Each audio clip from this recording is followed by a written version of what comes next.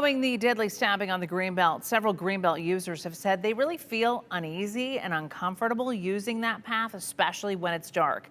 But the Greenbelt also runs directly through BSU, and we're going to bring back Abby Wilton. Abby, some parents of students have said they're concerned to send their students back to school this year.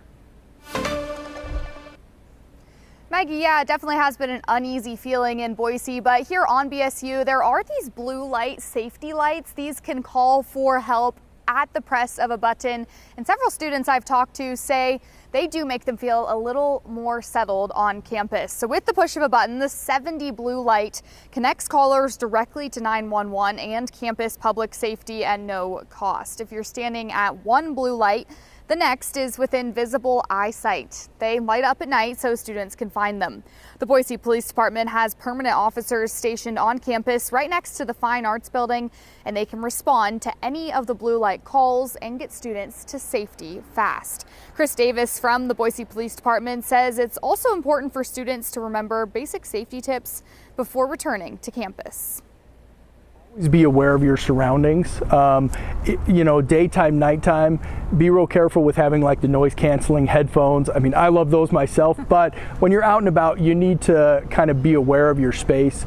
Turn the volume down on if you're listening to music, podcasts, things like that, or, just don't have them on at all while you're walking in those public spaces. Be aware of your surroundings. Travel with other people if you can.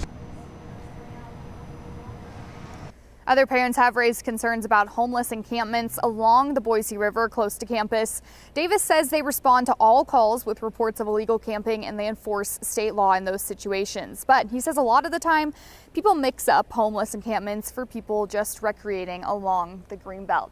He says while Boise is a very safe city, crime can happen anywhere. So as students are returning, it's important to make sure you're being aware of your surroundings, keeping those safety tips in mind, and knowing that there are resources available on campus if you need them. And Maggie, I also spoke with several students as I was here reporting on this story. They say they haven't had to use the blue lights yet, but it does feel good knowing that they're here, they're an option, and if you do unfortunately have to use it.